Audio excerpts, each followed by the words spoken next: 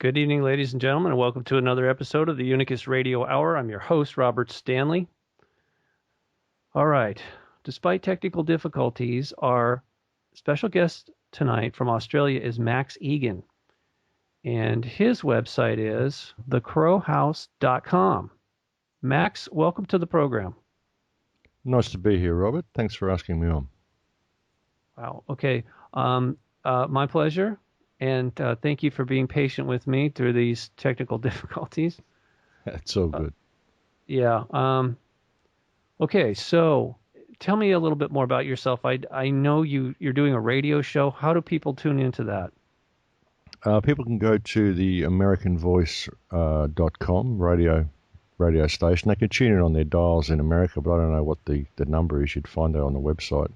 You'll find a link on my website, the Crow House. If you go there, you'll see a banner that says Join Max Igan on the American Voice. And you can go there, and you can stream the show from there every Friday night, or you can download the podcast from the Crow House every Saturday morning. And nice. I do a YouTube clip with it as well, and that gets posted Saturday mornings as well. So, yeah, I've been doing that for about 5 or 6 years now, the radio show. And I've made probably 6 films and done a lot of YouTube clips and just been speaking out, doing the same thing you're doing, trying to get the word out to people, wake the world up as we need to do. And right. It's been an ongoing thing. So, yeah, it's all there on the Crow House. You'll find the link to the radio station. It's all there. Yes, that's true. You can also, if anybody who's interested, please check out Max's website, thecrowhouse.com, and it's got a lot of information and very cool stuff here. I mean, actually, I was looking at it earlier today. Some of the stuff that really caught my eye were these quotes from some very serious comedy. Brilliant comedy from Bill Hicks and one of my favorites is George Carlin. I mean, this is just incredibly profound insights that these gentlemen are offering to us. Of course, they're both passed away. Unfortunately, we didn't have them around very long, but or at least not long enough, in my opinion. I wish there was more people like that on this planet. Oh, absolutely. Look, George Carlin was a genius. He was an absolute genius with his social commentary. Very outspoken with what he said, and he really hit the nail on the head so many times. He took a critical look at society, and he really turned it on its head and presented it for what it was. And it takes a real genius to be able to do what he did and deliver it in such a way that people would look at it and laugh at the ridiculousness of the whole thing. But really, when you look at all his material, all of his recent material was based on social commentary, and even a lot of his early material was based on social commentary. And he was an absolute genius, and people really, really do need to listen to the underlying message of what he was trying to say. And you can tell that he really loved people. With all the stuff that he said and all the way he put people down and put society down, you can tell that he did it because he really loved mankind. And he was very struck by the tragedy of the human dilemma. And that's why he did what he did. And I absolutely adore the man. I think he was a genius. Yeah. I just wish he was still with us. And, well, at least his words or his thoughts and deeds are still with us. And I guess that's about the best that we could say about anybody, right? Well, yeah, he's immortal now. He's definitely left a legacy behind, which is what we're here to do. We're here to leave the world better or different than how we found it. That's what I believe anyway. It's what you do with the time that's given to you here. And he's certainly left a legacy behind for future generations. And I think that in future, people are going to look at him. He'll go down as one of the, if not the greatest comedian in history, simply for his social commentary and his intellectual prowess. He was amazing. Yes. So how is it that you got started in the work that you're doing? I mean, was there a turning point for you, or have you always been awake and aware? I've always been pretty well awake and aware, enough not to want to participate in society very much. I worked as a musician for a long time, doing front of house engineering and playing guitar, and just always cruised around on the outside of society and never even wanted fame or fortune from music, just wanted to live outside of society. I loved playing guitar, and so that's what I used to do. And so I used to get paid to do what I love, and that was great. But I never wanted the fame, never wanted to be a rock star, and never wanted any of that sort of stuff. Just wanted to disconnect from society. And so I did that for most of my life, and I researched on the side. I was, always into the spy novel and the conspiracy stuff, Just Yeah. want to know what happened, UFO research, all of that sort of stuff. Started off researching ancient history when I was a kid, when I was about 8. Huh. I Yeah. found out about the pyramids, and I was hooked right from there. I just wanted to know how they built those things. Yeah. So that kind of led me down that path my whole life, and it was kind of a hobby. And then, like so many others, when 9/11 happened, the hobby turned into something serious. I thought, well, I see. this is the big event we've been waiting for. This whole, Illuminati, the whole shadow government, all the stuff that we know about. We've been waiting for this big event that they're going to have to usher in this big final war to lock down humanity. And then Right. 9/11 happened, and I thought, well, hang on, this is serious. This isn't just a spy novel. This isn't just a hobby. This is the future of mankind. This is history in the making. And we're all participating in history. We forget that we're part of history. Here I am looking at all this stuff through history, trying to figure out what happened, and I'm not realizing that I'm part of history right now. We're making history. We are right now at one of the most pivotal points in history.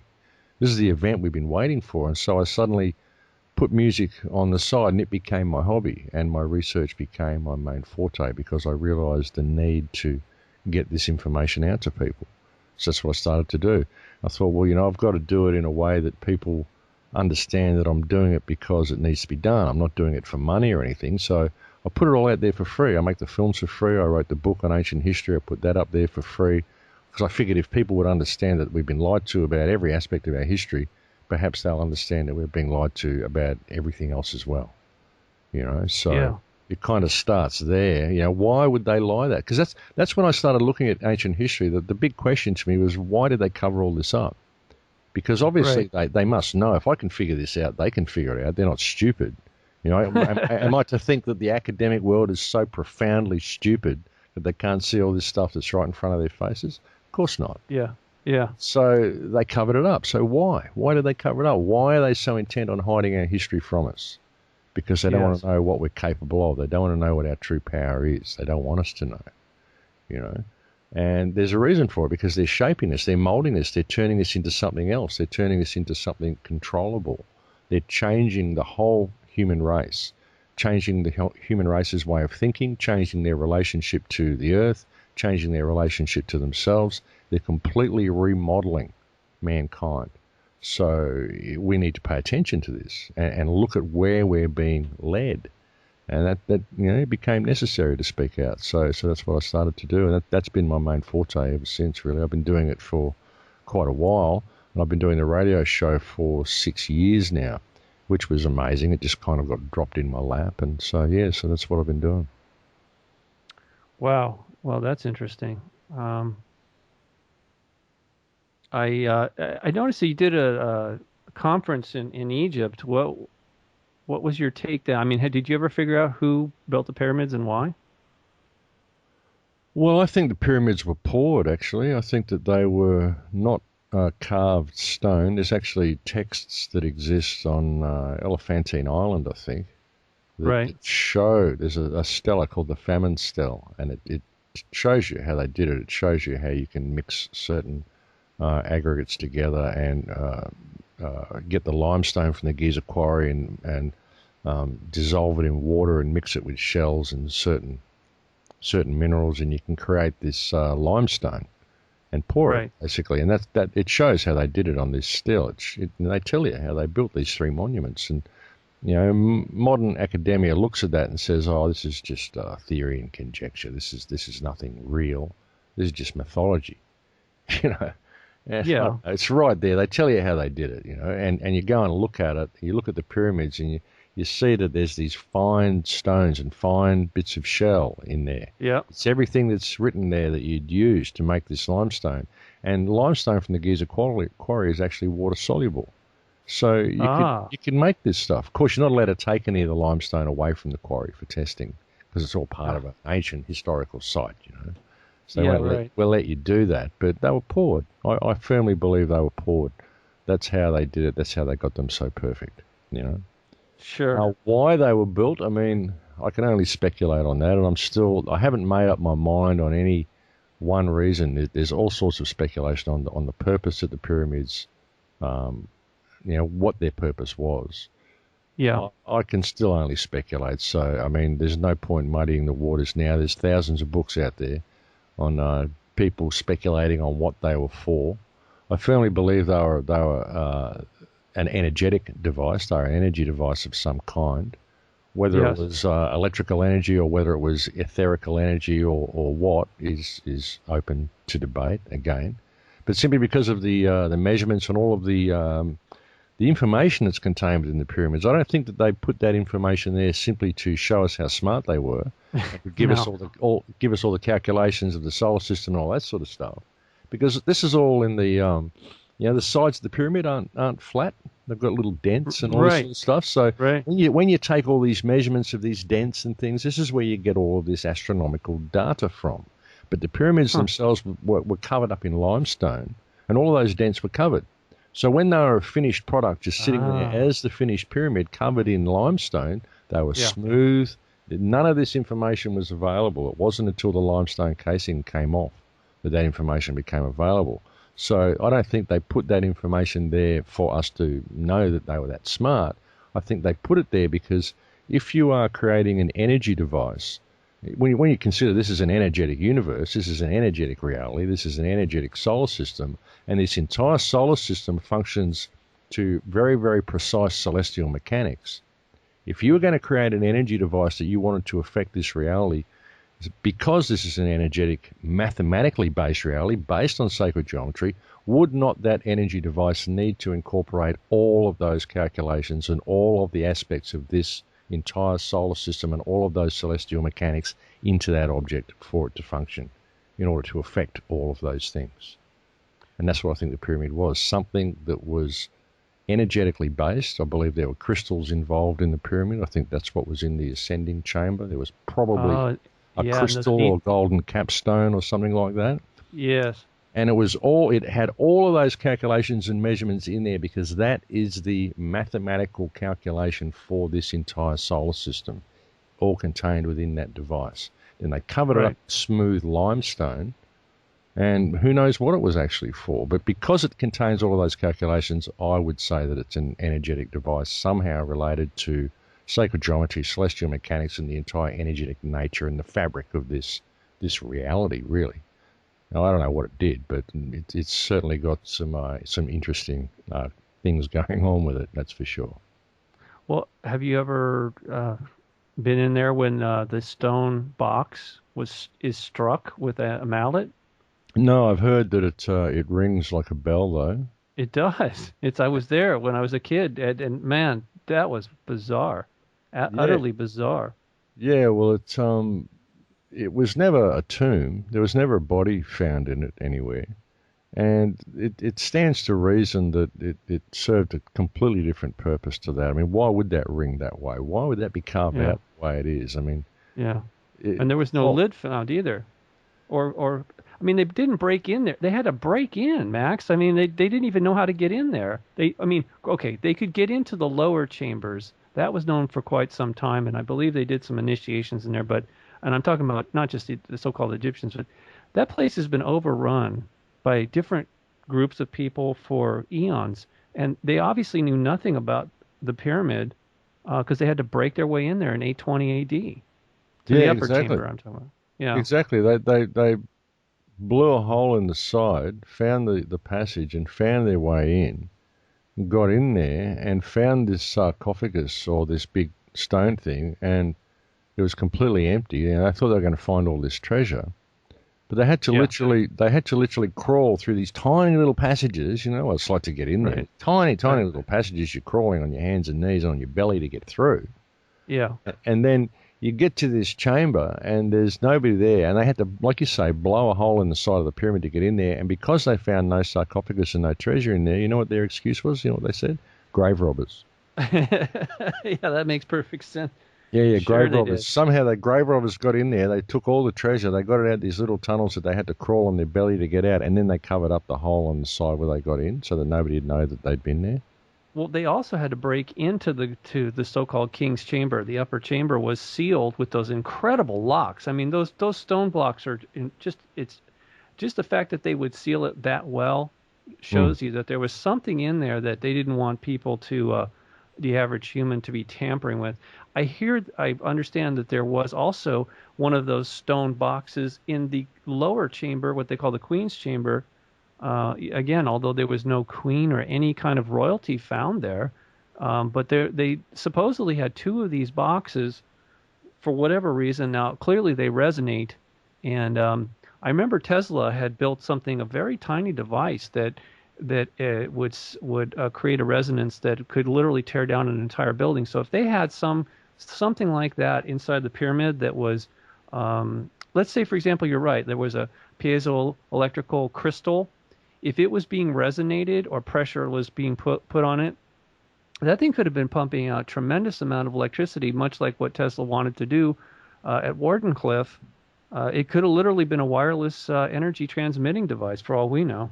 Well, it could have been. An interesting thing as well is that there's an aquifer below the pyramid, which Yes. is exactly the same as the aquifer that was below the building where Tesla, he built that big device and he blacked out that village. I can't remember the name of the town. Remember, he built a device outside of a town and he started it up, this lightning type machine, Okay.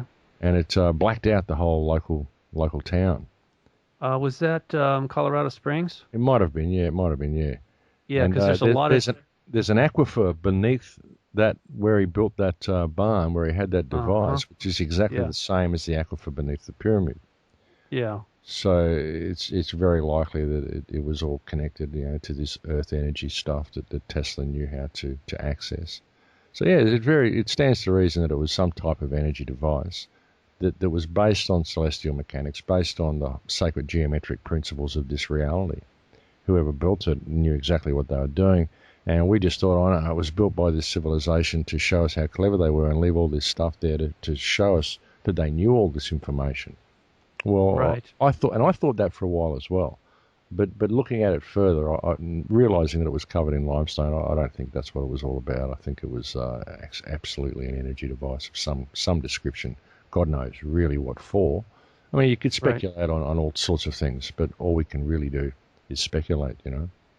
Well, I mean, there's some, like you said, though, there's physical evidence too, like the shells and the lime, which is part of cement. We know for a fact that they did things that we thought were carved. Let's say vases we thought was carved stone actually was exactly what you said. It was an artificial stone, like cement. In fact, they used a very fine type of cement to seal all those things, all those blocks together. There's no space between the blocks because they used a cement that's actually finer than Portland cement is actually inferior to what they were using back then, whatever it Yeah, was. well, see, if you poured them a block at a time, Yeah, they'd just sit on top, wouldn't they? they would Just just kind of merge, yeah, to one yeah, another. Yeah, yeah, yeah. Because all you would be doing is making the forms, and that way they didn't have to. It makes a exactly. lot more sense actually, but Exactly. I still mean, though, it's still there's the big granite blocks in the middle, where those in the are King's amazing. Chamber and stuff. There's still a lot of Yeah, amazing stuff about it. So it doesn't yeah, detract from absolutely. still doesn't detract from how amazing the thing is. But the whole concept of slaves dragging blocks across the desert on date palms, I mean, forget it. It's not possible. Yes. You know. And or up ramps that were greased. I mean, because seriously, that becomes logistically, it becomes an absolute. I think it's just impossible. I just don't see how that's even. I can't buy it. I just don't buy it. It doesn't make any sense at all. No, it's not possible. Yeah. None of the main reasons or none of the accepted possibilities for how it was built hold any water at all. None of them are Yeah. possible. Yeah. Well, now I've only been to Australia once when I was younger, and I was on the coast. But I am kind of fascinated by the Aborigine people. Just curious because you're there. What is your take on them? Wonderful people, very connected, still very, very connected to the earth. Truly Yeah. wonderful people. They've been brutalized by our culture. They don't Yes. they don't handle our culture very well at all. They don't handle alcohol well. They don't handle Western food well. Does Right. terrible things to them, Yep. and because of that, they've been given a bad name. Hmm. But it's poison to these people. You give them Yeah. alcohol, it's poison. It's white man's poison. It's not. It doesn't work with their metabolism, and it turns them into, you know, it's kind of like what it did to the Native Americans when you arrive with alcohol. It messes with their biology. They've lived here clean for thousands and thousands and thousands of years. And then we Right. suddenly come along and give them this poison that we've been consuming for centuries. Yeah. And it really messes with them, you know. Yeah. But as a people, they're a wonderful, connected people, really, really connected to the land. They really respect the land. And I've Yes. got some wonderful Aboriginal friends. They're among some of my dearest friends. So, yeah, I I think they're imagine. wonderful people. Are they starting to be treated more equitably now? Look, the government makes great steps to say that they are, but Australia's a very racist country, basically. It is. Uh, It's a very racist country. It's very a white supremacist country, unfortunately. There's a lot of white people here, man. You don't see a lot of coloured people in Australia. You see yeah. Aboriginal people, but not many of them. They're Yep. out in the country and out, on the reservations and wherever they up in Broome and where the Aboriginals are, where we keep the Aboriginals in the Northern Territory and places like Here's that. where you keep them. Yeah. Yeah, yeah. But you walk around the Gold Coast or Brisbane or you might see, one in 100 people is black, or one in 50 people is black. Yeah. You go to Europe, you go anywhere, and there's multicolored people everywhere. But in Yeah. Australia, it's just there's a lot of white people, and Right. they say that they're not racist, but I just say, well, that's fine. Where's all the coloured people? I can't see any. When I go overseas, I got all my Arab friends, I got my South American friends, my Jamaican friends, I got my Negro friends. I come to Yeah. Australia and I got to go and hunt out my Aboriginal friends because they don't come to town much because they give them a hard time. So it's just a racist country, and that's the way it is. Yeah. Yeah. I'm sorry to hear that, but I'm just curious because, I don't know if how close you're paying attention to what's going on here in America, but we have been even, I find anyway, racism has not disappeared. In fact, it seems to be part of another wedge that's being driven to divide and conquer mankind, not just a race, but the human race. Absolutely, it's played like it's a tool in the United States. I mean, Yeah, they play yeah, it to the hilt. They tell you that they're not racist, and then they act racist in every possible way. And you find that yeah. all races are racist. You find that black people are as racist as white people. Well, of course. It's just everybody's racist against everybody else. It's ridiculous, and it's a program. They're all running programs. It's just Yeah. fiction. It's illusion. There's going to be a time when we look back in history and we think how ridiculous it was Oh, to yeah. even judge people by the amount of melanin in their skin. What is this about? It doesn't Yeah. make sense. They're all people. It doesn't make sense at all. I just don't have a racist bone in my body. I remember when I was a child, I had one of my best friends, actually my first best friend, was the first week I went to school when I was 5 years old. And I met this little girl, and we became the greatest of friends. And I ended up getting beaten up at school because I was friends with this little girl. My mother didn't want me to see this little girl and all sorts of stuff. I couldn't figure out why. We were great friends, and her family was great. They were wonderful people. And I just loved them. And it wasn't until Yeah. years later that I figured out she was black. It wasn't. I was a teenager, and I was thinking about her one day, and I went, "Wow, Helen, she was black. She was Indian or Negro, or she was from somewhere. She had dark skin." That's Yeah. why everyone gave me a hard time. But I didn't notice. When I was a kid, I didn't Yeah. even notice that she had dark skin. It took me till I was a teenager before I figured it out that was what the problem was. You know, Yeah. because Yeah. when you're a kid, you just don't see it. You see the eyes, you see the soul, you see the person, you see the real individual in there. You see the real Yeah. human being in front of you. Yeah. Yeah. And so racism is taught. It's a program that people run. They're trained to be racist. If they were left to their own devices, it wouldn't exist. I firmly believe that. Oh, I'm sure you're right about that. In fact, I think when the world was tribal, that there was a lot more cohesion. In fact, I know there was a lot of intertribal marriage. It was a way of keeping things strong. And I'm not saying that things were perfect. I know that they had disagreements a lot of times, but my understanding about marriage and adoption across between tribes was it was intentional as a way of keeping the gene pool strong, and also socially bringing people together that Yeah, way. of course, keeping peace between the tribes, and Yeah. yeah, of course, you know. Mm. Well, anyway, with you know what, the thing, I'm very optimistic despite all the nonsense that's going on, and it's looking more and more insane. It's just when I see the politicians in Washington D.C. Uh, having their little wargasms about the latest greatest rationale for murder, because that's what it is, murder for hire. I mean, it's an industry, but it goes deeper than that. I don't know if you've ever looked at my books or my website about Washington D.C., Max, but it's something that I got involved in 8 years ago, and uh, I know that there is a demonic or satanic element that is prevalent in that city. It's obviously not the only city, but it is a stronghold for the dark forces, and they do sinister things in the name of national security, and it's it's uh, it's horrendous.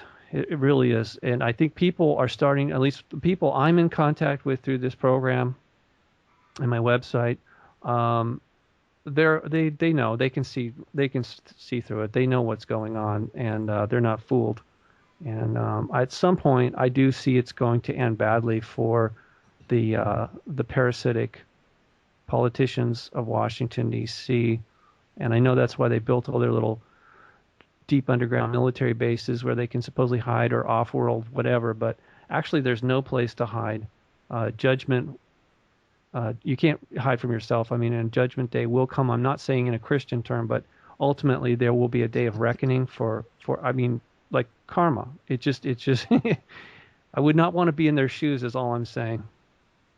Yeah, look, there will come a day of reckoning for them, Yeah. but you know, unfortunately, you know, the day of reckoning may be delivered to the people of the United States before it goes to them, because the people of the I know. United States will catch the brunt Of of course. whatever is being delivered to those people. And it's really unfortunate to see what the United States has become. It really is, because Yep. the veil of secrecy has you know, at last come down.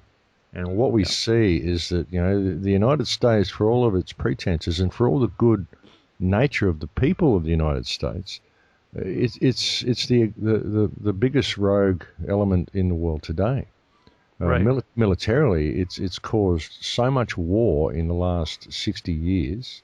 It's caused so much death and destruction, all in the name of making peace, waging peace around the world. Yeah. Waging peace. Yeah. Yeah, waging peace, you know. We're going out, we're bringing down nation after nation after nation, and we're covering the world in depleted uranium. We're selling faulty technology to the world that's causing things like Fukushima.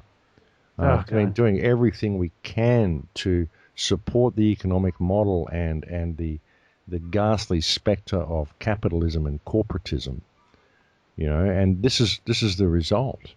And you know, the people of the United States really need to wake up to the fact that you've got a criminal cabal that's running your country, and they are doing an enormous amount of damage to the world. And the United States is fast becoming, in the eyes of the rest of the world, it's fast becoming the biggest rogue nation on this planet.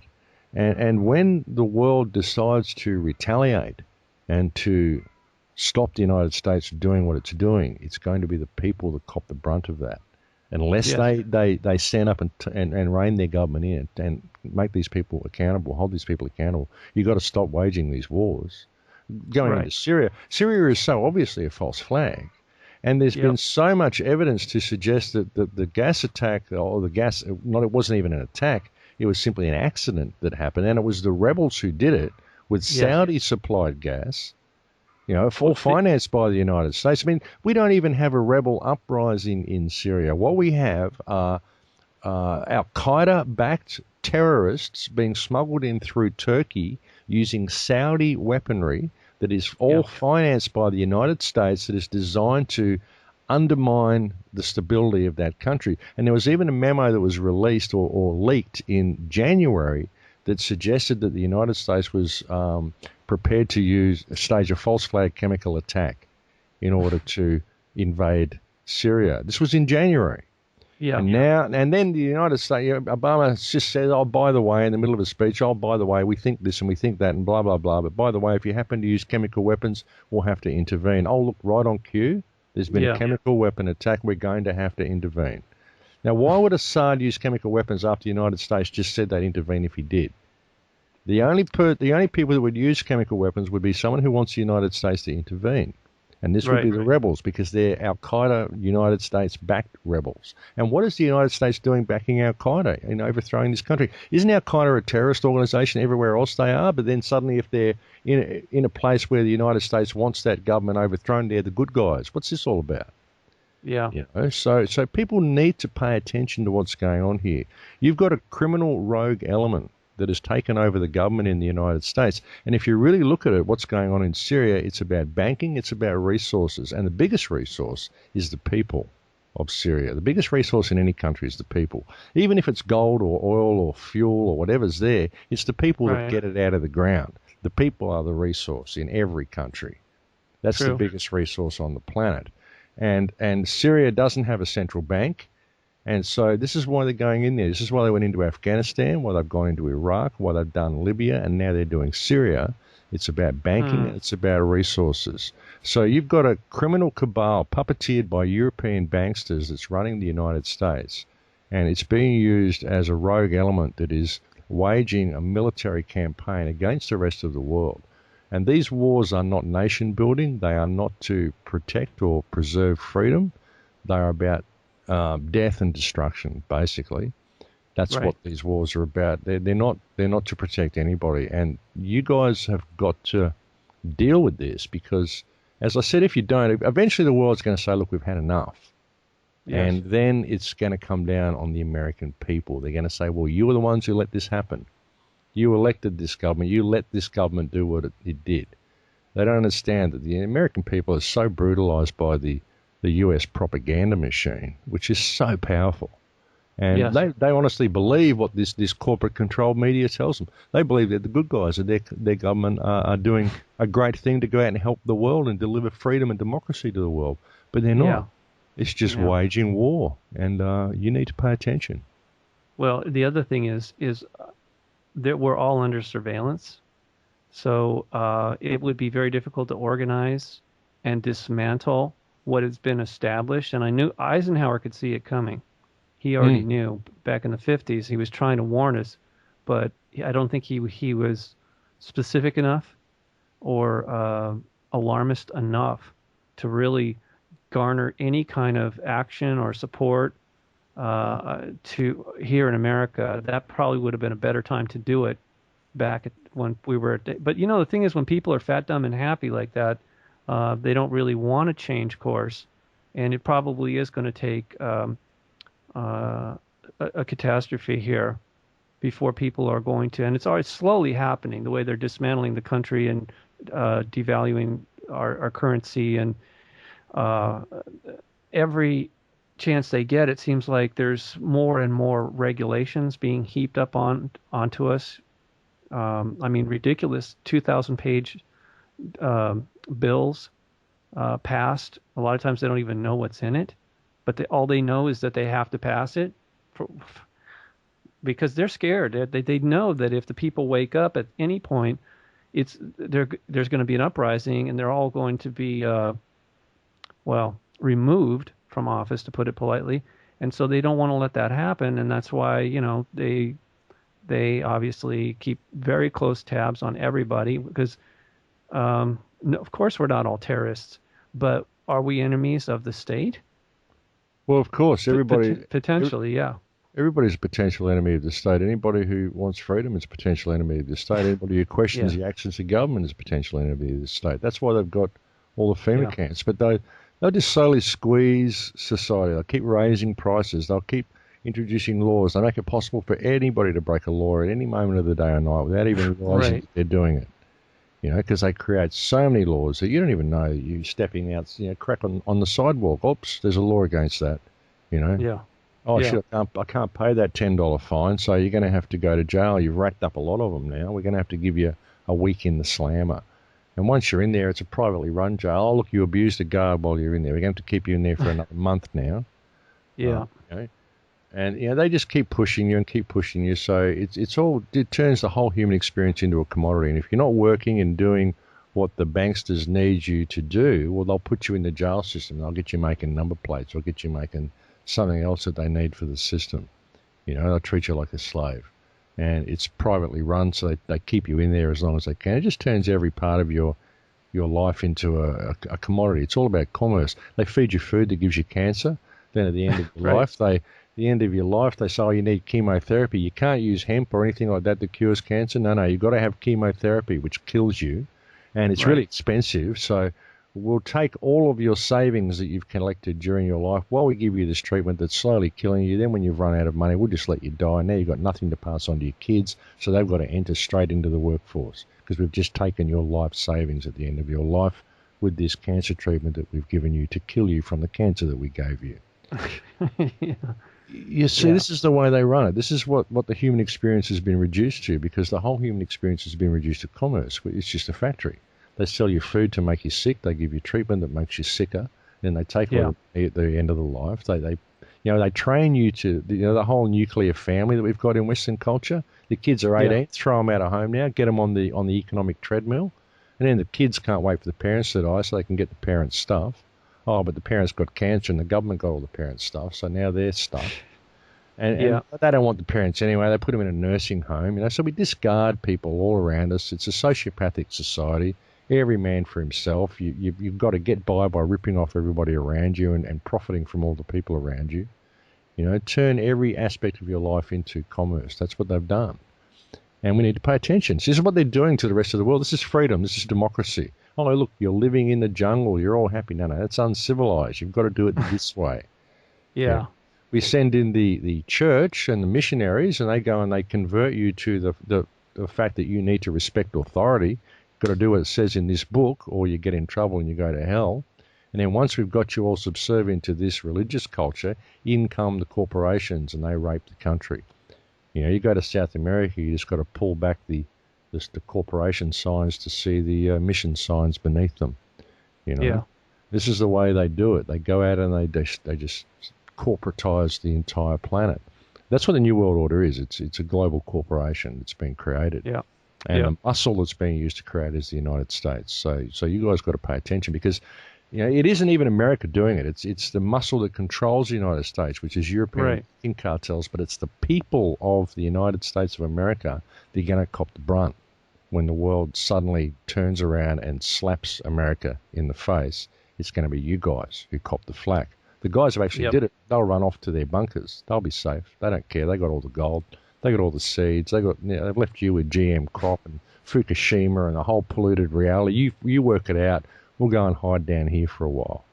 Yeah. So we need to nip it in the bud before that happens, Well, that's a tall order, Max. I mean, it's easier said than done, right?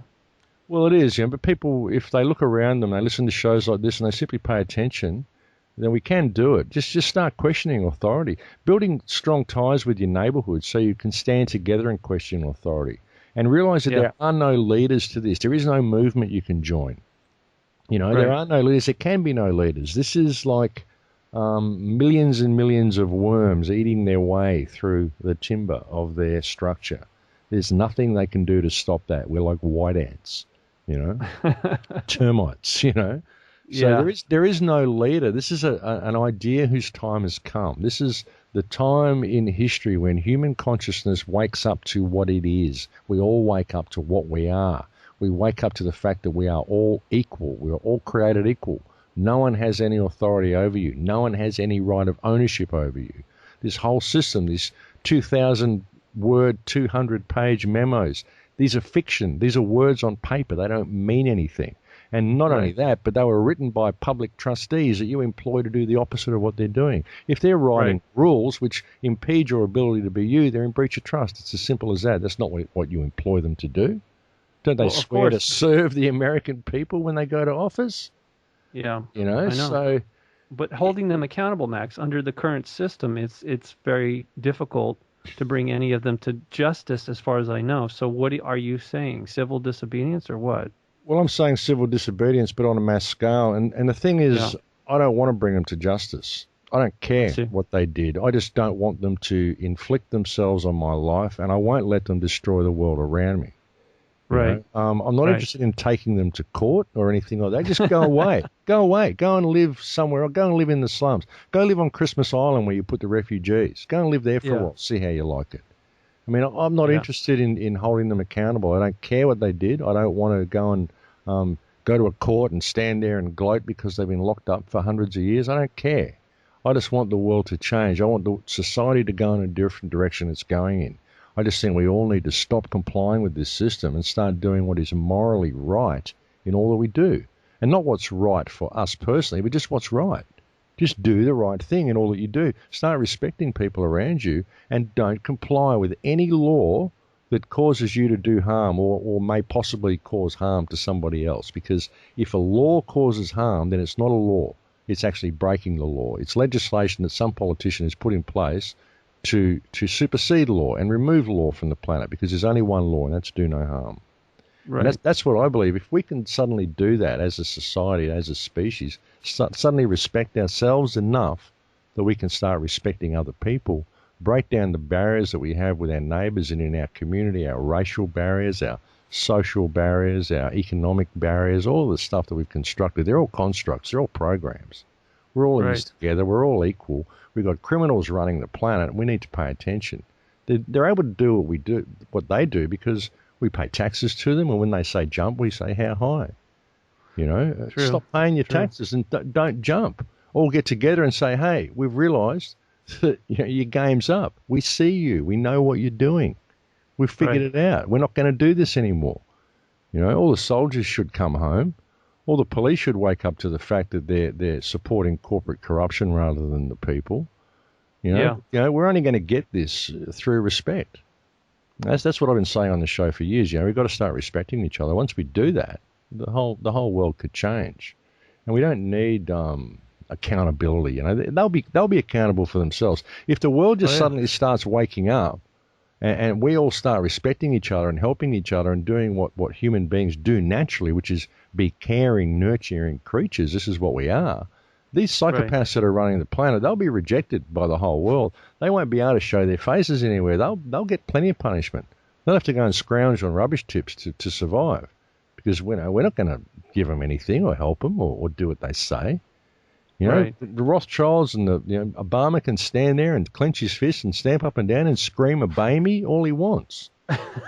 No, I'm not going to obey you. You're nobody. Actually, you've done a lot of bad stuff. Go away. You're a naughty boy. I'll slap you on the wrist. Go and Yes. live somewhere else. Go away. I'm not interested. You They know. have no shame. They really don't have any shame or humanity. They've lost their humanity. It's obvious, and that's why I say I go back to what I said about possession by parasitic entities that are non-physical. How they've literally hijacked the bodies. Are you familiar with Steve Richards? Steve This, Richardson in Australia here, holographic kinetics. yes, absolutely. Yeah, yeah, I He's know Steve. Well, I've had him on my show once because people in my audience said, based on what you've been saying now for a few years about these entities, they said you really need to talk to Steve. So I did, and it was very eye-opening.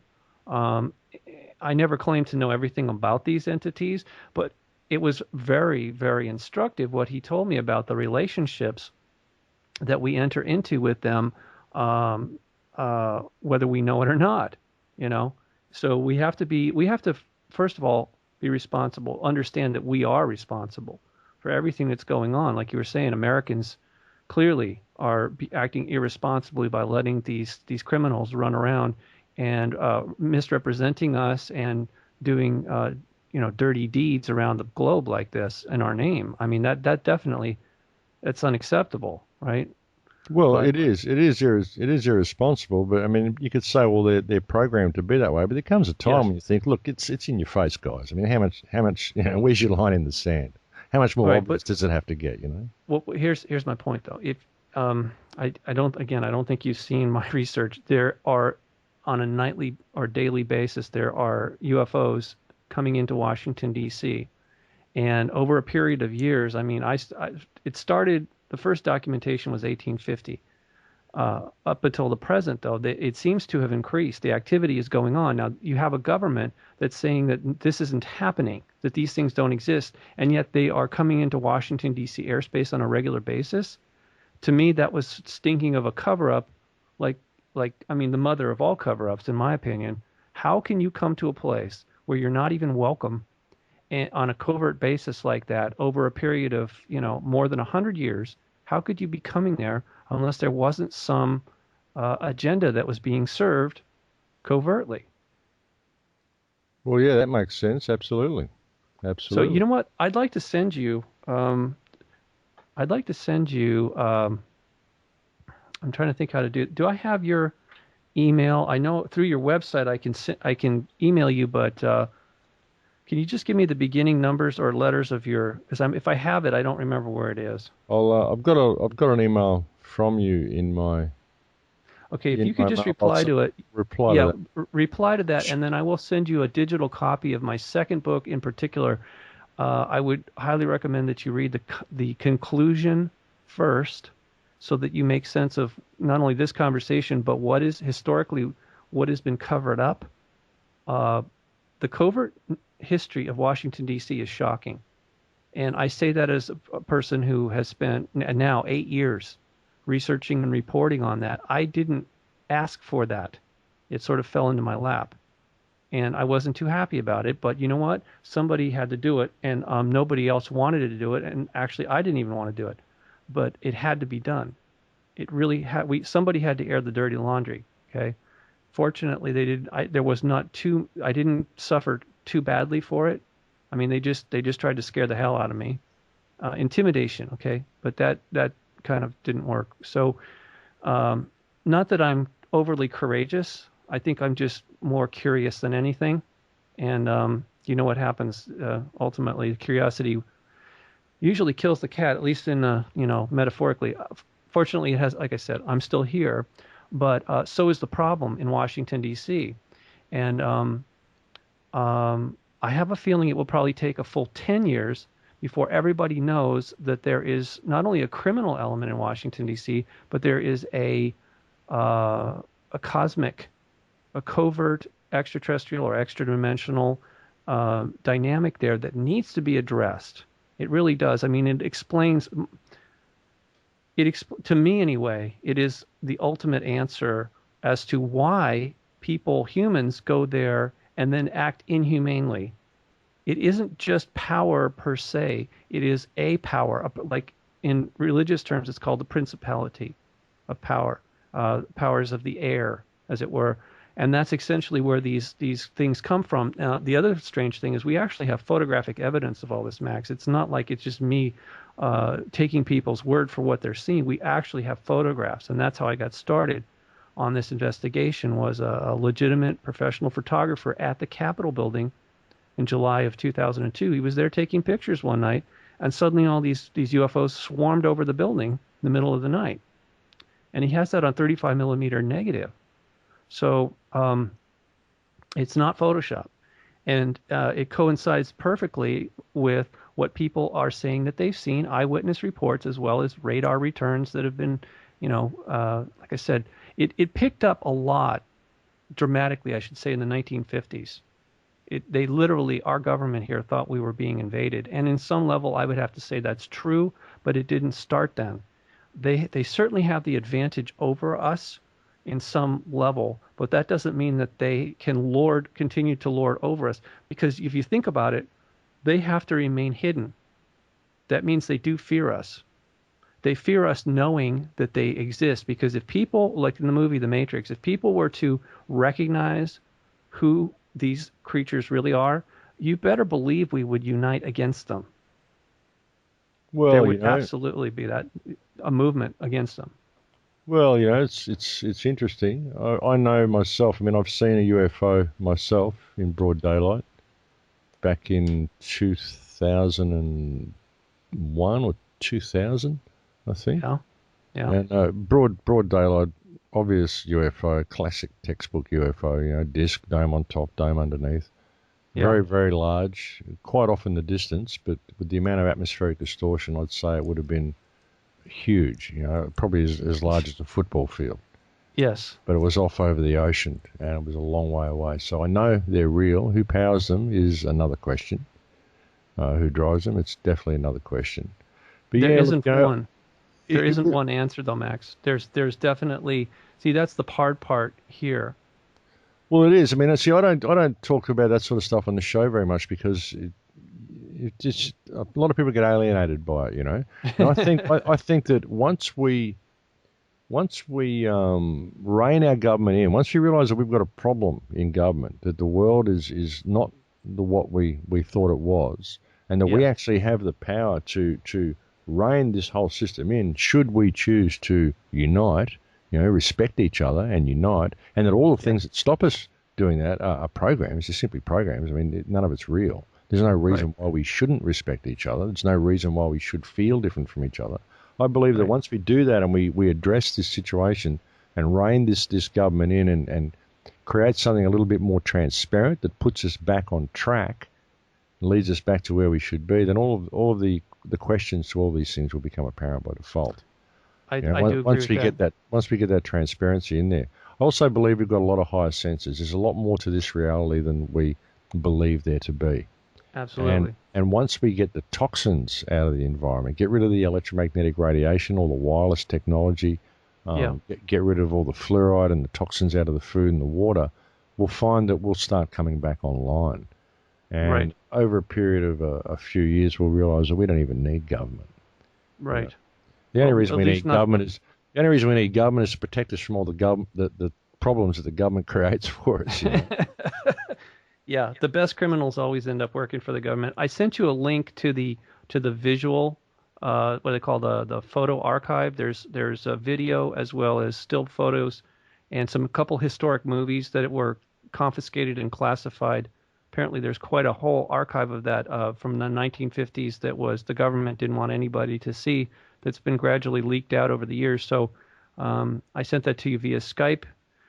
Anyway, as I was saying, there's a lot more going on behind the scenes, and I know people are, especially people who listen to shows like this or use the internet, are finding out that every day that there's just something not right, obviously, with our world, and I don't know what to believe about Fukushima because I'm obviously not there, but I'm seeing so much information coming across the wires every day. I mean, they're saying now it's probably the most life-threatening event that the planet has ever seen. Do you agree with that? In many ways, I do, because of its potential for. I mean, they don't know how to stop it. Um, it's right on the edge of the ocean. Yeah. It's much, much, much bigger than Chernobyl. It's pouring about 300 tons of radioactive water into the ocean every day. Good Lord. It's been doing so for 2.5 years. It's completely uncontained. It's still exactly the way it was on day one. They haven't been able to put a concrete sarcophagus over it. I Yeah. mean, and it's 50 meters from the ocean, so it's just pouring waste into the ocean. Is there anything being done that you know of? And if not, why not? Well, there's nothing being done. Japan's calling out for international help now. They're admitting that they don't know what to do. Now, you've got Okay. to understand, Japan's a very technologically advanced culture. Yeah. Yeah, I They understand. can do just about anything. That's the thing. What can you do with this? What can we do with it? That's the question. I think, the greatest minds on earth need to sit down together. All governments need to stop what they're doing and pay attention to what's going on in Fukushima, because this affects the entire planet. And Yes. it's a potentially extinction level event. As far as animal life goes, I mean, plants mutate. Plants don't mind radiation that much. They'll just change. The Earth will change. The Earth will handle it. It won't kill Yeah. the Earth. It'll kill us, but it won't kill the Earth. The Earth will simply go about its business and it'll adapt. This will just be a new phase for the Earth, the radioactive phase. Oh God. And, the plant life will flourish. A lot of insect life will flourish. A lot of animal life will change. A lot of reptile life will simply change. Some of it may flourish, but humans won't. We won't be here anymore. Well, So And there won't be much life left in the oceans either, probably. Be plant life, but there won't be much animal life left in the ocean. So it could mean the end of all animal life. It is a very, very hazardous event, and it's a very important event. And while it's all going on, we got people saying, "Oh, look, forget that. We're just going to go and drop depleted uranium on Syria. We'll just add to the global radiation problem, just in order to keep the people safe, of course." Yeah, right. So, yeah, I mean, people aren't paying attention. What are they even discussing war for?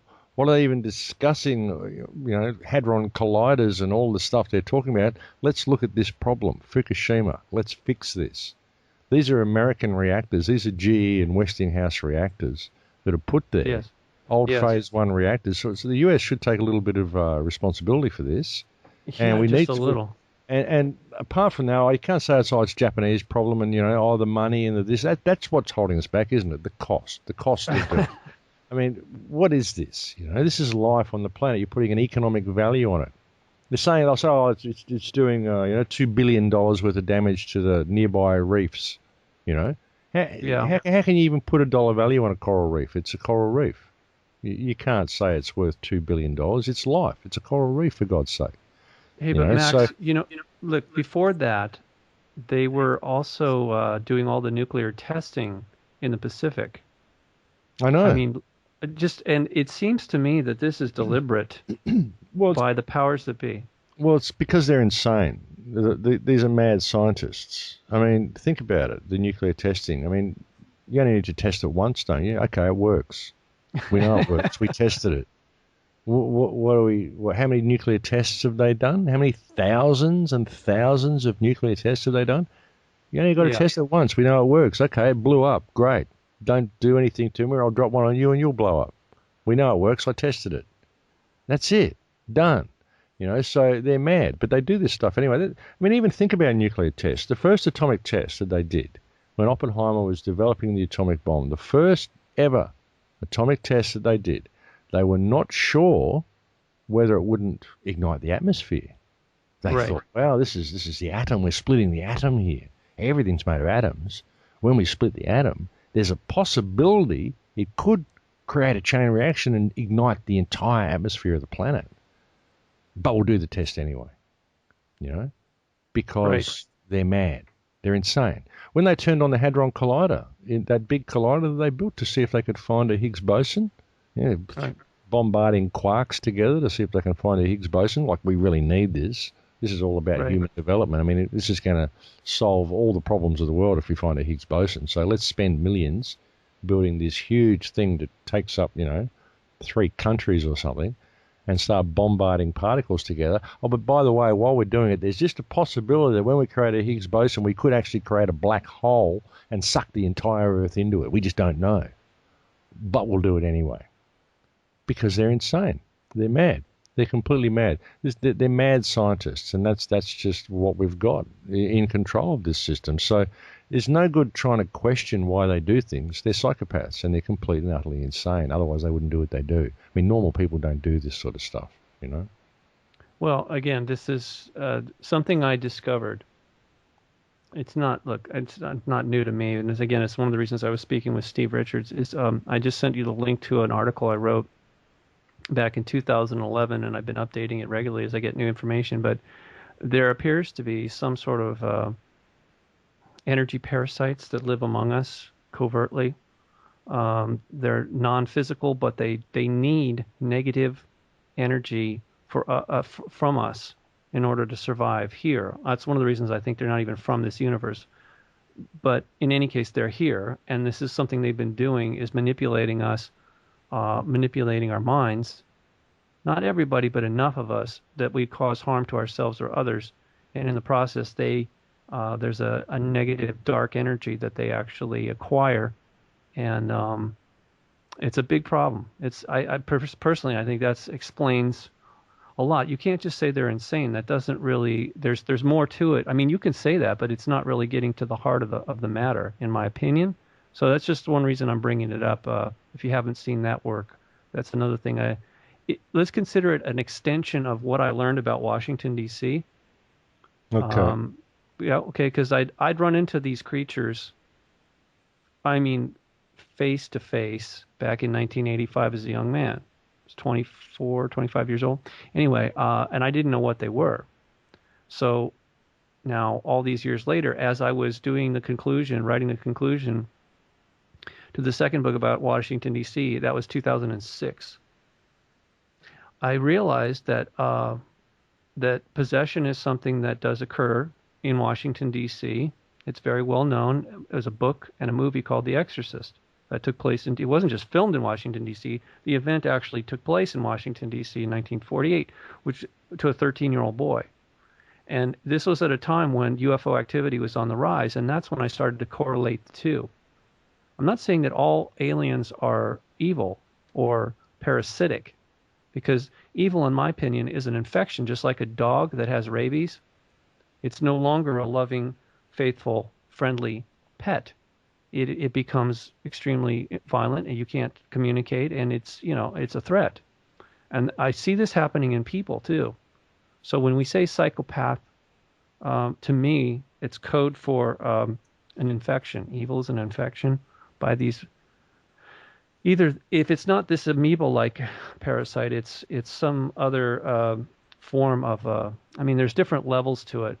And again, I know in Christian terms it would be called demons, but every culture, as you see on the page I sent you, every culture seems to have a name for these entities.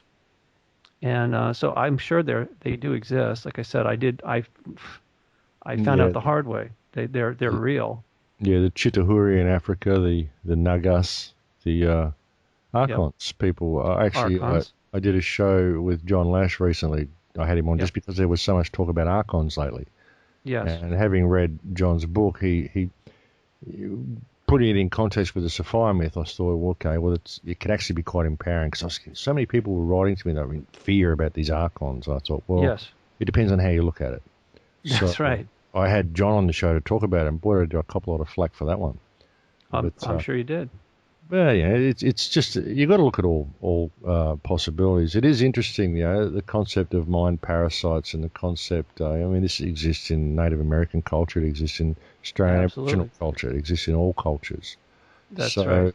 And if you go to South America and you do ceremony, an ayahuasca ceremony, and actually talk to the spirit world, actually access that world, and people may listen to me say that and say, "Oh, demonology, what's he doing?" But no, this is serious stuff. Shamanism and the access to the spirit realm and your higher senses coming online. These are real things, and there's a lot more to human consciousness than what we can perceive in this reality. And there's a lot to suggest that the concept of there's a lot to the concept of mind parasites. There's a lot to the concept of archons. That there is something that's covertly feeding off the human mind and controlling the human mind, and that evil is in fact an anomaly that's not supposed to be part of the human experience. No, it's not. But I think this is what the movie The Matrix was trying to tell us in a metaphorical sense. Remember, we're the batteries for these machine-like things. In fact, they actually look very similar.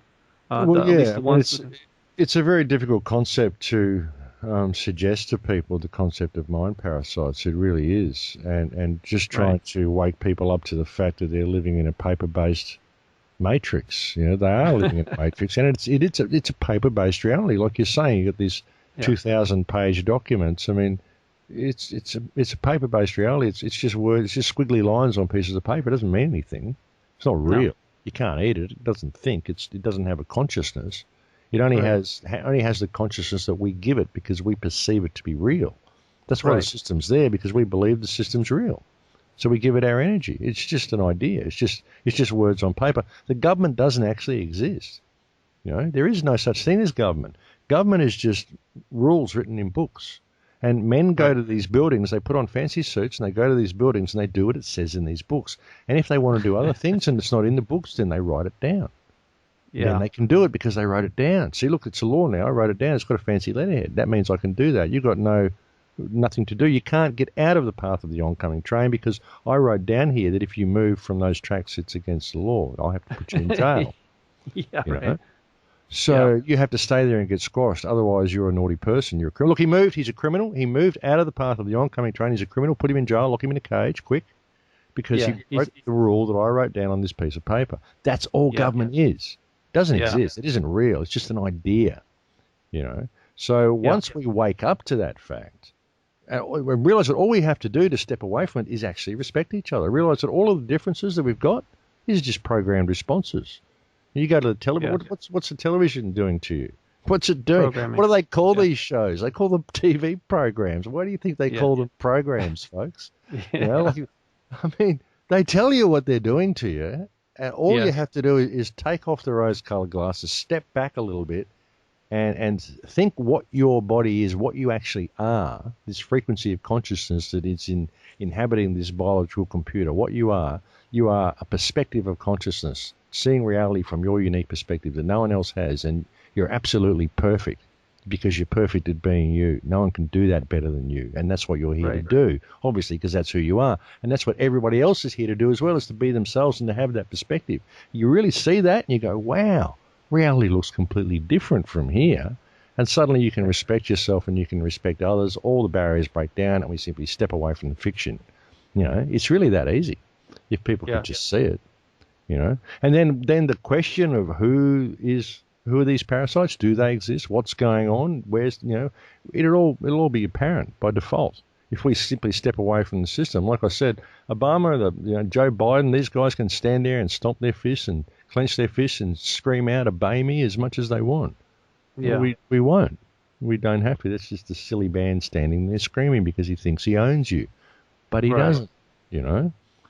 So, yeah, it's really simple for us to step away from it. But, you know, this is why almost every show I've done, I've spoken about empowerment. I've spoken about the need for people to understand who and what they are so they can own themselves, stand in the power of themselves, because then they can respect themselves, and that's how we fix the problem. You know, it's all about the individual knowing themselves and realizing there is no movement to join. You are the salvation you've been looking for. You are what you've been looking for the whole time. You know, we're all looking for someone to come and save us, but we're not prepared to stand in the power of who we are, and that's what will save us. You know. Right. We become our own saviors, and well, I mean, I think we're on an interrupted journey, honestly. It's again, you know, one of the things about the article that I sent you the link to is that there's actually pictures there of these particular entities that the Gnostics were. They said there was a reptilian, and then there was another one that John typically calls them the Greys, and I disagree. I don't think that's what they said at all. What they said is it looked like a human embryo, and I've got the pictures there that I think substantiate that what they were seeing, what the Gnostic shamans were actually seeing, are these amoeba-like.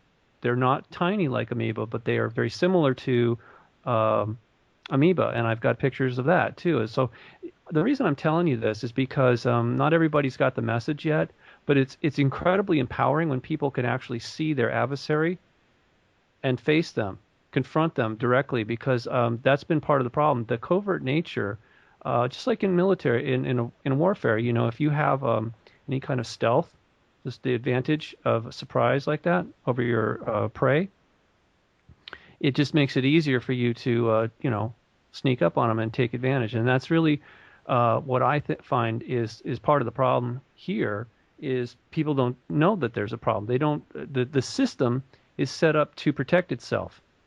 Okay. Oh, absolutely, absolutely. So and people police themselves as well. People are too scared to think outside of the box because they're scared of what their peers might think of them. That's right. The implications of it all. But I'm trying. Here's the thing. Ever since I put that out in 2011, and it hasn't been that's not a very long time ago. Okay, we're talking maybe 2 years. You would not believe how well. Maybe you would.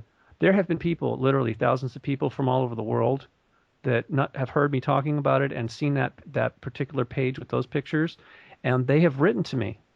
So that's what my next book is about, in part. You know, sort of the good, bad, and the ugly. I call it Archons and Angels, but it's these people are all telling me the same thing. They have seen them, they have dealt with them, some very successfully, others not as successfully, but I really think the time is coming, Max, where everybody is going to have an opportunity to know who the oppressor is, who is the master manipulator, and what can be done about it. And if you do nothing, then you've basically you agree to let them control you. Well, yeah, I can see that. I mean, I think that once people own themselves, all this stuff will become apparent. I think we really have to reestablish our connection with ourselves. Everybody has to. Yeah. That's what I've tried so hard to do on the radio show. Hmm. I'm going to start a project called the Full Circle Project. I wanted to try to get it started this year, but probably won't happen until next year now. But Okay. to try to help reconnect people to themselves, reconnect people to the planet, reestablish people's strength in how they deal with government, how they deal with authority as well. I want to Right. go to South America later in the year and create a documentary there. I want to meet with Ben Stewart in Peru, and hopefully with a couple of other people, hopefully Ken O'Keefe and possibly Rick Simpson as well, and create a documentary down there and use that as the intro to introduce the project and try to help people understand the need to re-establish our connection with the earth, Hmm. re-establish our connection to ourselves. You know, everything that this society has been designed to do has been designed to disconnect us from Yes. the earth and ourselves. And Yes. we need to realise the importance of re-establishing that connection. So that's what I'm going to do this year, and hopefully Great. get the Full Circle project started early next year if I can, a year late, but better late than never. That's right. That's right. Now, would that be available? You're going to publicize it on your website? Yeah, I will. I'll be going to South America. I'll get the film hopefully back here and edited and out there and available by mid-January, I'm hoping. So, and that will be to get the project started. So, and Okay. and and you know, we've got to start uniting as a species. We've got to start realizing the power that we have to hold government accountable for their actions. But we're only going to be able to do that by uniting as communities. We need the strength of Yep. numbers. You know, we need to respect Yep. each other, and we don't need violence to accomplish any of the things we need. All we Right. need is transparency of government, so that we can have a government that works simply to manage our infrastructure for us and will lead us back to the point where we don't need government. You know, because we Yes. don't need government at all. But unfortunately, at the moment, we do, because a lot of people can't look after themselves. So you can't just Right. crash this system. Too many people will suffer. You need Right. to rein this system in and get it back under control by the people, and remove all of the toxins from the environment. That's number one, A1 priority. Get Yes. rid of all of these toxins, because that will bring us back online, bring our higher senses online. And then we'll start to know really what's going on. We'll start to experience more of reality. And if there is any truth to concepts such as the archons, if these things are really going on, if there really are extra sensory forces that are in control, that are superimposing evil over our consciousness, if there is truth to the tales of the indigenous cultures around the planet, then we will find out. We'll find. Hang on. Darn it. I am trying to add this call. What Okay, what happened? happened then? I just got put on hold. You there, Robert? Yeah, okay, good. All right. You guys are both on the. I'm sorry. Just a little tech. I'm so slow with technology these days. Yes, That's caller, you're okay. on. Go ahead. You're on Hey, with how you Max. guys doing tonight? Good. How are you? Is this Ed? Good. Yeah. Mm-hmm. Hi, Ed. You're on Hey, with Max. hey, hey, Max. I got to tell you, I've been following your work for a while. Your videos are phenomenal, and I wanted to make a special point to tell everybody that's listening to go to your website and see your phenomenal videos on how to awaken and what's really going on. Well, thank you, brother. I appreciate the kind words. I really do. And you know, I know you guys were talking about waking people up, and easier said than done, Max. I mean, I've sent so many emails to people about this Syria thing and the nonsense that's being, that's been on the TV with these idiots, McCain, Graham, and Biden, just ranting and raving, and it's just a replay I'm having flashback of the yellow cake thing when Colin Powell was on there. You know what I'm saying? Oh yeah, And it's amazing. it's totally.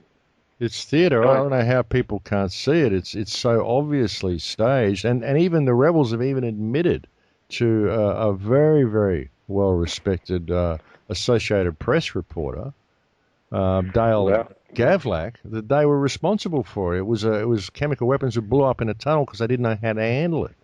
It wasn't. They didn't even actually attack anyone. It was just mishandling of chemical weapons that were provided to them by Saudi Arabia.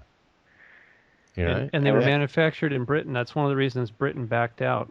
Oh, look, it's unbelievable. You got chemical weapons being supplied by Saudis, all financed by the United States and created by Britain. I mean, what's going on here? Oh no, we got to go and bomb. We got to go and bomb the people. Unbelievable, unbelievable. Well, last week there was a big train movements of military equipment going through New Orleans that were just miles long.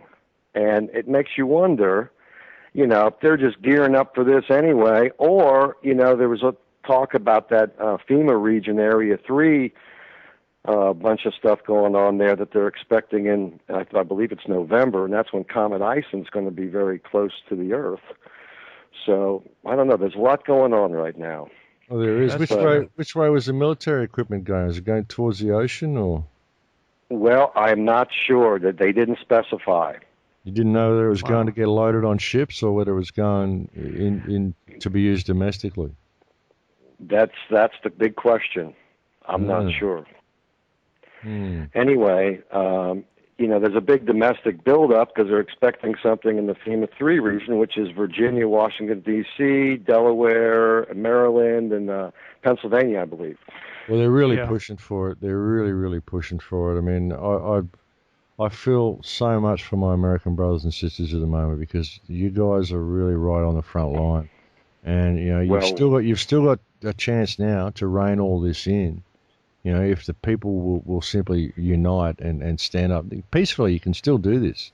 You still got the numbers to do it, and they haven't got full control yet. They almost have, but you can still do it. But my God, people have got to wake up and really pay attention to this. Well, how are they going to wake up? I mean, they're too busy watching the television and playing with their iPhones or smartphones.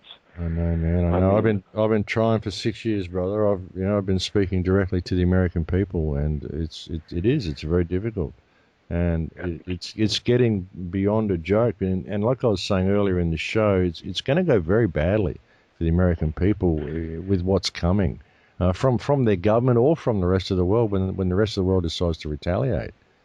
Because it's going to happen eventually. America is the United States is going to pay for some of the damage it's doing. And unfortunately, the people are going to cop the brunt. I know, and what they've done in my name and Robert's name and everyone who's awake.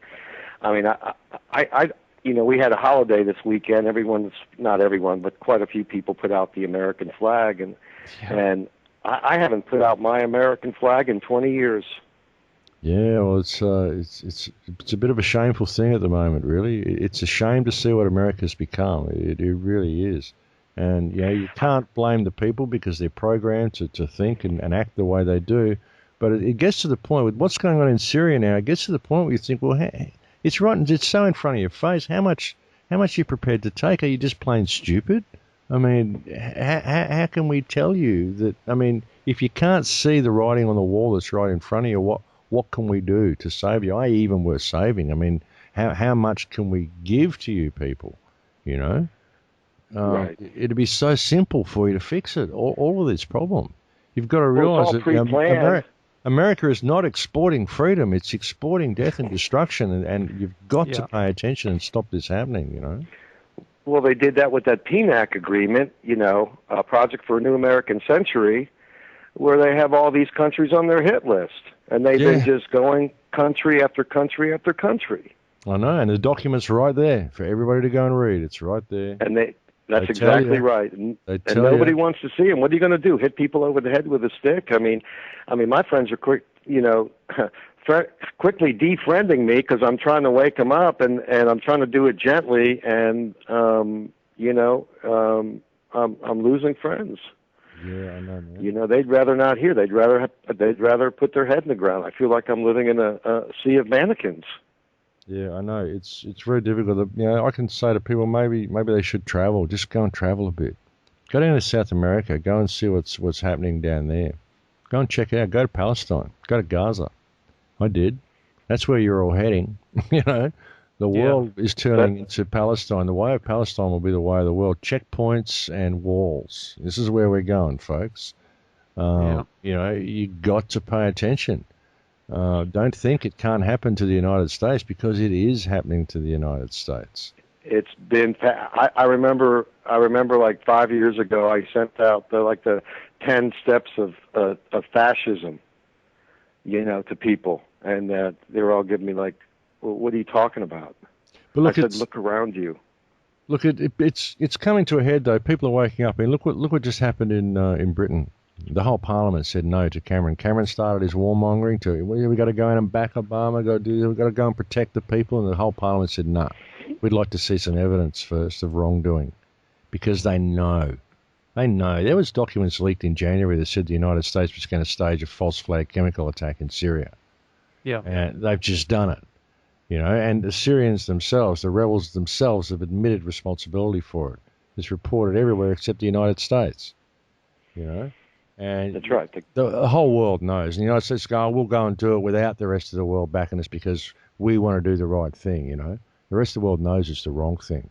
Those rebels have gotten a lot of material from us, especially during the Libya. Once we were done in Libya, it was shipped out to Syria. So one of the reasons that Benghazi was such a debacle, they had to cover it up because it led back to the machinations that were involved in Syria was directly connected to Libya, just like in Egypt, and before that Iraq. And I mean, good God, everybody knows. Everybody knows. The whole world knows. The only people who don't know are those Americans who are still stupid enough to swallow what the mainstream media is telling them, or still programmed enough. I shouldn't say stupid. Well, you know? Yes, I know, but look at our elections. You know, we have two choices: shit or shit with gravy. That's the choices. Seriously. Yeah. Okay. You know, and I'm not giving my power away. I didn't vote, and I haven't voted in quite a while because I refuse to give my power away to these idiots. Yeah, it's pretty bad. It's pretty bad. And God help the fleets that are out there. If they have some of those Russian-built missiles, you know, I mean, the S-300 missiles are damn near unstoppable. Yeah, well, you know, like, yeah, if things go bad and go pear-shaped, I mean, none of the world supports what the United States is doing in Syria. Even the British Parliament does not support the actions of the British Prime Minister. And this is a first that they would do that and vote against him the way they did. And you're going to find, I don't think that Obama's going to get congressional approval. I really don't, unless he really pressures them that you have to do this, or there's going to be martial law, you know, the way they do. I heard over the weekend on the political talk shows that it's going to be very close, but they expect it to pass by just a few votes. And the way they do this is not by rational, sane thinking, but by twisting arms, by threatening, by blackmailing. That's how they get it through. Yeah, well, you know, I think that you know, what's got to happen is the people of the United States. You've got to put pressure on your local politicians, and say that you even go out to your neighborhood and start collecting signatures for a mandate, a people's mandate, not a petition, but a mandate. We the people hereby mandate that you, our elected representative, do the following, carry out the following action, and you've got to seek for impeachment of the executive branch. You know, anybody who supports this, you know, just and say, look, this is what we got to do. And if you're having an upcoming election, go to a politician and say, we'll only vote for a politician that's willing to sign an affidavit saying they'll impeach these people. You know, they will take action against these people. You got to start doing it from the ground up. I mean, how many people are you going to get to do it? I don't know, but even collect information about how the rebels have admitted that it was them and that it was Saudi weapons by a respected, you know, Associated Press reporter. You know, there's all sorts of evidence to say that this is not what the government is saying, and there is no reason for the United States to intervene in Syria. And in fact, the United States is largely responsible for what's going on, because they're funding the rebels, and they're not rebels; they're Al Qaeda. Yeah, the United States is being controlled by who? Yeah, well, right. Right. European banking cartels, brother. That's right. The United States has been controlled by Europe and the Vatican and Zionist influences for a very, very long time. We and have way too many. The Vatican and Zionism, and it's all together. People differentiate between these things. It's all the same thing. It's all different arms of the same thing. That's right. I think we should strip Obama of the Nobel Peace Prize. Well, he doesn't care about that. Well, the Nobel Peace Prize is a Rockefeller propaganda invention anyway, so... Yeah. That's right. Window dressing. They gave him the Peace Prize right as soon as he got elected because they were going to send him out to wage lots and lots of war, and they wanted to give him a little bit of credibility. Yeah. Well, I really enjoy your work, Max. I've lost a little touch with you. I used to visit your website quite a bit, and can you tell us a little bit more about your radio show? My radio show is called Surviving the Matrix. It's on American Voice Radio. I've been offered a show on David Icke's new TV station he's opening, so I'm thinking of switching Surviving the Matrix over to that as well, which means, I'd still be on American Voice as a podcast, and I'll do it on David's television network, and I'll put it on YouTube as well. It's just another network and just another branch to get it out to people. But you'll always find everything I do on thecrowhouse.com. It's always there. Are your shows archived? They're all there. The radio archives, there's radio shows there going back as far as 2008. Wow. Great. Six films, all there. Everything that I do is all on the Crow House. There's hundreds and hundreds of links. If you go to the articles archives, it's all alphabetical. There's hundreds of links that have been put there over the years. There's over 1,000 pages on the Crow House. There's a lot of information there. It's all free. There's nothing there for sale. You won't find any ads. You won't find anything to buy. It's all for free. If you can make a donation to anybody, it would be great. But I know it's really, really tight for people at the moment. So yeah, that's for sure.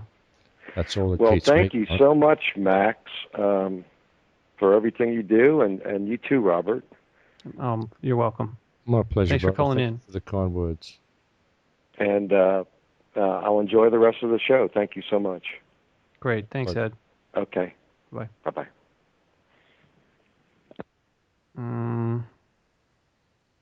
Damn it. I'm sorry. Did I just hang up on Max again? I'm still okay, sorry. I am really struggling. Sorry. I don't know what is wrong with me. Well, actually I do. I think I'm a little depressed. My son is moving out of the house. He's a teenager. And it's been very I'm having separation anxiety. Yeah. Kid going out into the wide world. It's a difficult time. It is. We'll get through it. It's not the end of the world. It's just a new beginning. So that's what we do in our culture. We're trained to have our kids leave, and the kids are trained that they want to leave. They want to get out on their own.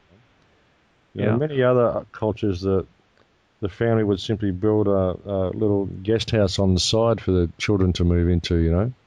Yes. And then when the parents get old, they'll move into the guest house and give the main house to the kids. I know. My wife's Chinese, and so yes, her expectation was that he was gonna stick a little closer to home, and he's not that far away. It's just that we only have one child, so it's especially for me because I'm a stay-at-home dad. I spend a lot of time raising him, and it's harder for her emotionally. It's harder for me mentally to wrap my mind around the fact that I'm not the doting dad anymore. So anyway, that's just part of my life's path right now. I do appreciate this show though, because I feel like this is a cyber tribe, and I'm sure you have your own cyber tribe, and that we're linking up. This was, in fact, like I said, I was encouraged to speak to you by people in my audience. That's I just didn't know about you, but I didn't know about Steve Richards either. And so I appreciate when people in this audience give me leads like that or encouragement to link up. with people like yourself Well, and yeah, your it's all about unity, brother. It really is. right, I've gone right. around the world trying to link up and create as much unity as I can. It's very difficult to do in a lot of the Yes, alternative research community. Unfortunately, many people have their own agendas. that's for sure. That is absolutely true, Max, and it's tragic. But again, I think this has been um, part of the manipulation is divide and conquer Oh, absolutely, at all costs. Okay, absolutely. and And that's the only reason I there's a lot of that in the alternative research movement, brother. it's in all group form though. That's the thing. It's not just like one group is divide and conquer. It's all groups have been infiltrated and divided for various by various, but it's all for the same purpose is to keep us. I mean the whoever the dark side is really, and I think it's multi-level. They don't want us to unite because they know that we're much stronger, Oh and yeah, they can't afford to be exposed. That's why I've been sort of bringing it up to you repeatedly. I know there's people in this audience who are tired of me talking about it, but and it's not an excuse for a person's bad behavior by any stretch of the imagination. But it's like if your dog has rabies, do you now hate the dog? yeah, No. I mean, do exactly. you ignore it? No. I mean, if you could cure it, would you? Of course. I mean, I don't think putting a bullet through the dog's head is really, I mean, that's kind of been so far, that's the only treatment is to destroy the animal. That's the way they put it. Exactly. Um, This is what I say about why I'm not interested in vengeance against these people. right. No. I don't care what they did. I just care Right. what we do. I Right. don't care what anybody did. I care what we do Right. from this Right. point. We're aware that the problem exists now. What are we going to do about it? We can sit here and point the finger as much as we want. But Right. unless we've got a workable plan for the future, I don't care. Bring these people along. Maybe they'll be cured. Maybe they'll It, work it out. If they can't, then they'll be yeah. discarded. They'll be their th- own punishment. Right? that's right because they're stuck in their own personal hell. You're absolutely Yeah. right. You're So, absolutely right because I've seen this. I've seen this, Max, where honestly everything has been provided for us. We're really supposed to just be taking care of each other. Obviously, taking responsibility for oneself initially, but I do think that we we have been led astray. It's an interrupted journey. This was a paradise planet. Are you familiar with Dr. Jonathan Gray? He's another Aussie down in look, I'm uh, not. I'm sorry. oh, he's a very fundamentalist kind of guy, but he has written some interesting books, fascinating books as an archaeologist. He's considered a maverick, very much a maverick, but he's written this one book called How to Kill a Paradise Planet, and it's this was a beautiful planet at one time. It still is compared if you look at other worlds or the moon, but it was much, much, much greater than it is now. And the destruction, in my opinion, was all deliberate. Again, by the forces of the dark side, they didn't want this world, this garden, this soul garden, to succeed, to grow souls, as it were. Because I don't think this is it. This is not the end of the journey by any stretch of the imagination. As you said, consciousness is everything, and that we really are as seeds of light. We are here to mature our consciousness to a higher and higher level of creativity. That's because everything, in my opinion, is consciousness. Consciousness, energy, and matter are all the same thing at different frequencies. Con- Absolutely, absolutely. I mean, right? the fabric of the universe is conscious energy itself. Yes. This is my understanding of the very Right. fabric of Right. the matrix itself is conscious. Right. Everything is consciousness. Of course it is. Right. Yeah. Right. And it has to be symbiotic with itself. So this is why I think that this is an aberration. Wherever this parasitic energy or mind comes from is truly alien in that regard. Well, In the 50s, it's an anomaly. It is. It has to be because, like you say, it's got to work in unison. If everything is conscious and yeah, consciousness is the energy, the fabric of the universe, then the fabric, the very fabric that binds it all together would be compassion. It would right, be because it has to be in compassionate harmony with each other. I mean, any physical object has to be in compassion for itself for it to exist. If you can right. think of it emotionally, you know what I mean? Well, one of the things I understand is our government specifically the American military government, was approached by benevolent extraterrestrials who offered to assist us along our path. And that help was rejected because one of the contingencies that they allegedly had was you must terminate all nuclear programs. And they said because we have seen where this leads to, and there's no point in us helping you if you're going to go down a dead end street, literally. So this was rejected again because at the time, and I don't know how long this has been going on, but I suspect it's quite some time that the manipulation by these interdimensional beings that are parasitic, they literally have taken over the minds of not everybody, but enough of, especially those who we would call leaders of our society. They are under the influence. So again, it doesn't excuse their behavior, but I think it gives a clearer explanation or a more complete explanation for some of what we would consider insane behavior. Yeah, I mean, it's possible. It could also be possible that it's comforting to think that way. It may be. It's an off-world force. We're not responsible, Well, no. I never said that. No, I no. never said we're not responsible because here's the thing. And this is what Steve Richards said, I thought was very telling. We whether we're aware of it or not, our intention opens the door to the agreement, which leads to the manifestation. Yeah. So everybody enters into a contract. It doesn't matter if you're aware of it or not. You're still responsible for it, and that's what I found very empowering about speaking with him. It was extremely clear. I mean, extraordinarily sobering, Max, to speak with somebody like that. He didn't sugarcoat it at all. He was extremely blunt, not in a mean way either. He was just speaking the truth. Well, yeah, and this is ancient Aboriginal understandings as well. Yes, yes. And it's I mean, he's quite an amazing character. Actually, when I was in England, one of his mentors, or one of his, or students? someone who he mentored, one of the girls that he taught, a girl called Jacinta, was a very dear friend of mine from Australia. She happened to be in London when I was there. Drove me around a lot. She was practicing holographic kinetics in London. It is quite interesting. You see, what I say is that all of this will become apparent. See, often when a lot of people look at this and they think about off-world and they think about whether there is a predator or whatever, they tend to think, oh, well, if it's the Archons, if there's a predator, if it's a mind parasite, there's nothing I can do about it. And they Well, that's not true, though. I know it isn't, but a lot of them, they go into fear mode. That's why I had John Lash on, because I wanted them to think, well, if this is happening, then there's another side to the story. If you look at it within the context of the myth, and if you really look at the Nagamani writings, the myth seems to be a big part of it. Yeah. So if you're going to look at the Archons, you should look at the myth. Of course. And if you do, you'll find it's actually quite empowering information.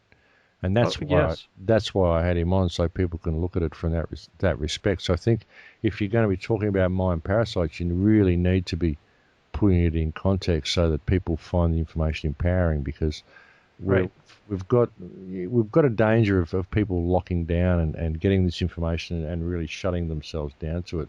This is what even with my last film, Transformation, where I talked about nanotechnology and the stuff that is actually going on with geoengineering. I tried to be very, very delicate with it because it's a very, very unsettling thing to bring to people. And a lot of people found the film very, very unsettling. And I tried to warn them, and I tried to gently ease them into it. And there was a lot more that I could have said that I didn't say in the film. I tried to just give them a broad overview of it, but enough to at least generate a bit of concern so they might want to look into it.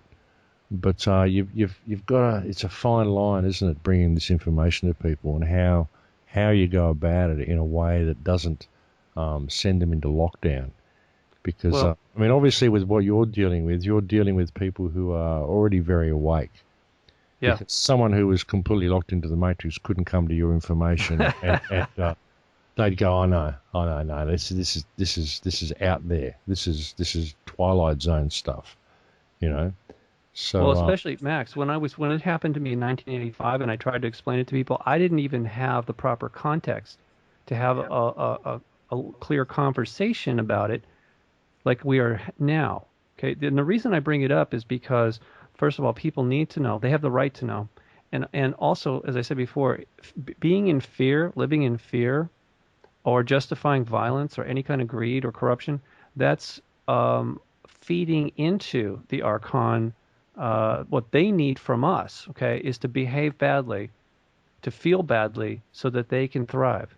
And so by exposing them slowly, and actually a lot quicker than I'd expected, when for a long time I stopped I wasn't going to speak about it anymore because people, like you said, they reacted badly to it. And I understood that. But now that I have the photographs of them, and especially in that article, ultimately what's going to become a book. In fact, that's how my whole investigation in Washington, D.C. started. It was just one article with the photographs were taken in July 2002. And then what happened is afterwards, there was all this information that came across my desk that snowballed. And ultimately, that's how I wrote the first book, which led to the second book, which led to my awareness that these things are truly existent. It's not a myth. They do exist. Of course, we can speak about it in mythological terms, but they're absolutely real. They would like us to believe that they're not. That's one of the advantages they have over quite a few people. But the tide is turning. I say to you and this audience that the tipping point is coming very, very rapidly. Well, it'll be interesting to see, brother. Yes, it will. So again, I appreciate you being very patient with me. I promise I will send you a link to this show if you'd like.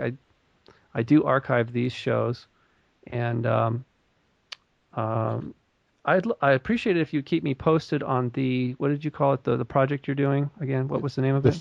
The Full Circle Project. Full Circle Project. I feel that that's very important, and as you make progress, I would like to help you publicize it through whatever means.